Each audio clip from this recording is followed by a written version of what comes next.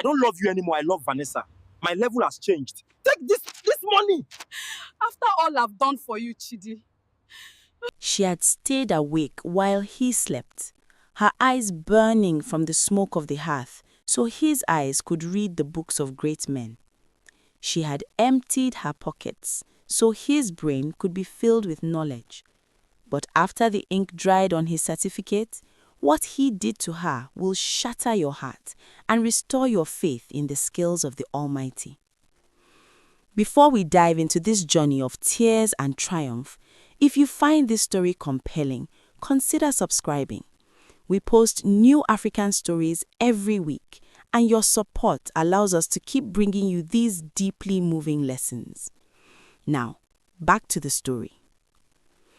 Nneka was a 20-year-old student at the University of Nsukka, but the life of a typical student was a luxury she could not afford. While other young women spent their afternoons discussing the latest fashion in the lecture halls or painting their nails in the hostels, Nneka's world was defined by the crackle of dry wood and the scent of hot oil. She was a final-year student of economics, but her real classroom was a small, zinc-roofed kiosk at the edge of the campus gate. Nneka's taste of home, the sign read, hand-painted in wobbly blue letters. Every morning, before the sun had even thought of rising, Nneka was already there.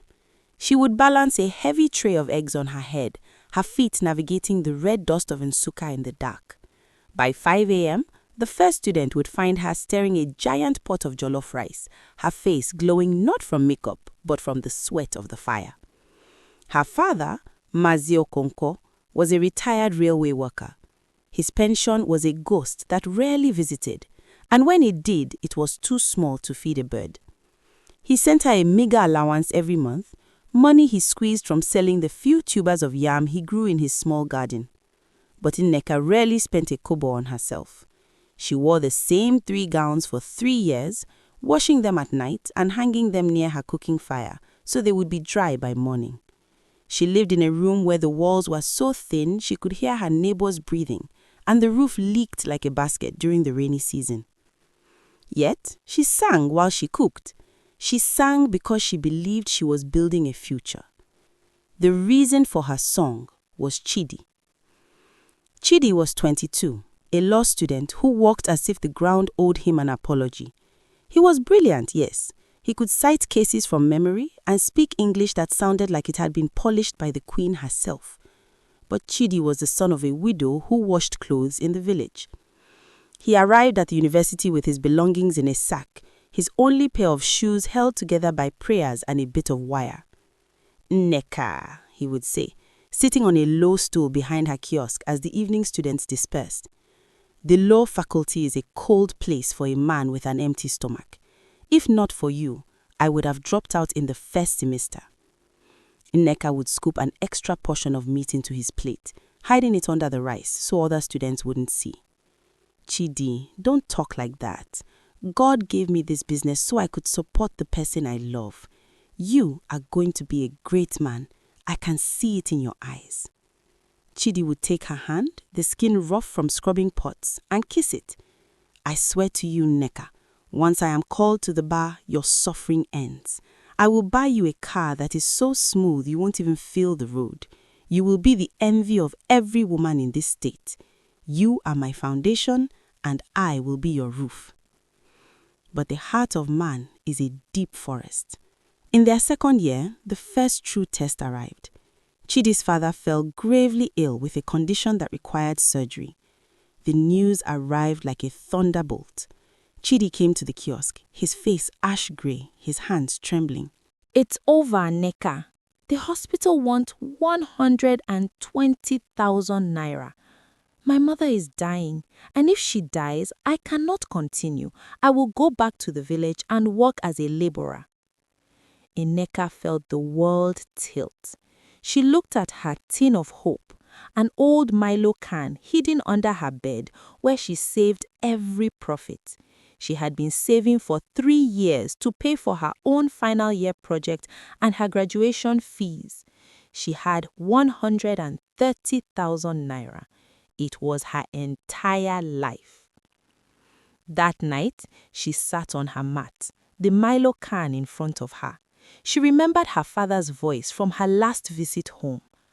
"My daughter," the old man had warned, "a woman who pours all her water into a man's cup might find herself dying of thirst while he is refreshed. Be careful." But love is a blind guide. Nneka told herself that Chidi wasn't a man, he was her man. The next morning, she went to the bank. She withdrew 125,000 naira. When she handed the envelope to Chidi, he cried. He knelt in the dust of the campus gate, holding her knees. "Nneka, you are not a woman, you are an angel. I am your slave for life. I will never forget what you have done for me." From that moment, the burden on Nneka doubled. To replace the money, she began to wake up at 3 a.m. instead of 4. She added a night shift, selling fried yams and akara to the students who studied late. Her grades, once excellent, began to tumble. She was too tired to attend lectures.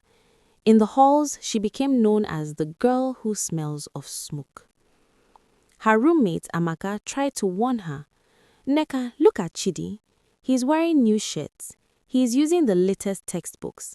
He looks like a prince while you look like a servant. He doesn't even help you wash the pots anymore." "He's busy, Amaka," Nneka would snap. "He's preparing for his law dinner. He has to look sharp. My glory will come later." But as their final year approached, the later began to look very different. Chidi stopped coming to the kiosk to help her pack up. When she called him, he would say he was in the law clinic or a closed-door seminar. One afternoon, Nneka decided to surprise him. She packed a special meal, pounded yam and a egusi soup, and walked to the law faculty. She stood at the entrance, her apron stained with red oil, her hair covered in a simple scarf. She saw Chidi walking down the steps. He was surrounded by a group of wealthy students, the children of ministers and judges. Among them was Vanessa. Vanessa was the daughter of a prominent senator. She wore heels that clicked like authority on the pavement and carried a bag that cost more than Nneka's entire kiosk. Nneka smiled and waved. "Chidi, I brought the food." The group stopped. Chidi looked at Nneka. He looked at her oil-stained apron. He looked at the plastic container in her hand. Then he looked at Vanessa, who was staring at Nneka with a look of pure disgust. "Chidi, who was this?" Vanessa asked, her voice like silk and ice. Chidi didn't move. He didn't wave back. A flush of shame crept up his neck. She's one of the vendors from the gate," he said, his voice loud enough for the whole group to hear. "I think she's mistaking me for someone else." He turned his back on Nneka and continued walking, laughing at a joke Vanessa made. Nneka stood frozen. The sun felt cold. The plastic container felt like lead. She walked back to her kiosk in a daze. That night, Chidi came to her room. He didn't apologize. Instead, he was angry. "How could you come to my faculty looking like that, Nneka? You want to disgrace me? I am trying to build a reputation. You can't just show up smelling of onions when I am with the senator's daughter." "Chidi, I brought you food. I used the money for my own lunch to buy that meat." "I don't need your meat," he screamed. "I need a life. I need connections. Vanessa can get me a placement in her father's law firm. What can you give me? Jollof rice?" He stormed out. Nneka sat in the dark and wept. But even then, she didn't leave him. She believed the lie that he was just stressed. She believed that once school was over, they would return to the dream. The final betrayal happened during the law school period. Chidi needed 250,000 naira for his Abuja law school fees and accommodation. Nneka had nothing left. She did the only thing she could. She sold her kiosk. She sold the business that had sustained her, the pots, the benches, the zinc sheets. She gave him every kobo. "I'll see you in Abuja for your call to bar," she whispered as he boarded the bus. "Yes," he said, not looking her in the eye. "I'll call you." He never called. Nneka finished her degree with a 3rd class, a shadow of the 1st class she was meant to have. She had no money, no business, and no boyfriend. She waited for months, calling Chidi's number. It was always switched off. Then she saw it on a blog. The wedding of the year, Senator Vanessa's daughter, ties the knot with rising legal star Chidi. There were photos. Chidi was in a white tuxedo, smiling at Vanessa in a way he had never smiled at Nneka. Nneka traveled to Abuja. She spent her last savings on a bus ticket. She found the law firm where he was working. When she finally cornered him in the parking lot, he didn't look guilty. He looked annoyed. "What are you doing here, Nneka? I told you it was over." "Chidi, I sold my business for you. I sold my laptop. I gave you my grades. I gave you 3 years of my life." He pulled out a thick envelope and threw it at her feet. "Here, there is 500,000 naira in there. That should cover your investment. Now, look at yourself. You're a mess. You're a poor girl from a village who thinks you can be a lawyer's wife. This is my new queen," he said, pointing to Vanessa, who was waiting in a Mercedes. "I don't love you anymore. Go back to your firewood." Nneka looked at the money on the ground. She looked at the man she had built. She realized that she hadn't been building a king, she had been fattening a vulture. "Keep your money, Chidi," she said, her voice shaking but clear. "You think you have paid your debts, but you cannot pay for a soul. One day, you will realize that you traded a diamond for a piece of glass." She walked away, leaving the money in the dust. Nneka returned to the village. She was the laughingstock of Umudi, the girl who went to university to become a cook for a man they mocked. But her father took her to the small piece of land behind their house. "Nneka, the soil does not lie. If you give it your sweat, it gives you a harvest. Men are like the wind, they change direction, but the earth is constant." Nneka started again. She didn't have a kiosk, but she had the earth. She began to plant cassava. She used her economics degree not to get a job, but to run her farm like a business. She studied the markets. She realized that while everyone was selling raw cassava, no one was processing it for the growing cities. She started Golden Harvest. She worked until her hands were like stone. She lived on nothing. Slowly, the 1 acre became 5. The 5 became 20. She bought a small processing machine, then a bigger one. She realized she didn't need a man to be a roof. She could be the sky. 5 years passed. In the city, Chidi's perfect life was a nightmare. Vanessa was a woman who knew the price of everything and the value of nothing. She spent money faster than the senator could steal it. When the senator's political party lost power, the protection disappeared. Investigations began. The senator was arrested. Vanessa fled to Europe with the remaining family money, leaving Chidi to face the heat. Chidi, who had signed his name on many of the senator's illegal documents to prove his loyalty, was the one who went to prison. He lost his license, he lost his home, he lost his queen. When he was released 3 years later, he was a broken man. He had no friends. His mother had passed away while he was in prison, her heart broken by his disgrace. He found himself walking the streets of the city, looking for a job, any job. He saw a billboard, Golden Harvest, feeding the nation, and there was Nneka. She was beautiful, not with the fake beauty of Vanessa, but with the radiance of a woman who had found her own power. Chidi traveled to the village. He stood at the gate of the massive Golden Harvest factory. He was wearing a tattered shirt and worn-out shoes. He saw a car pull up, a beautiful, sturdy vehicle. Nneka stepped out. Beside her was a man with a kind face, a man who looked at her with such respect, it made Chidi's heart ache. "Nneka," Chidi called out, his voice cracking. Nneka stopped. She looked at him. She didn't look angry. She looked at him the way one looks at a stranger from a bad dream. "Chidi, I heard you are out." "Chidi, I am sorry. I was a fool.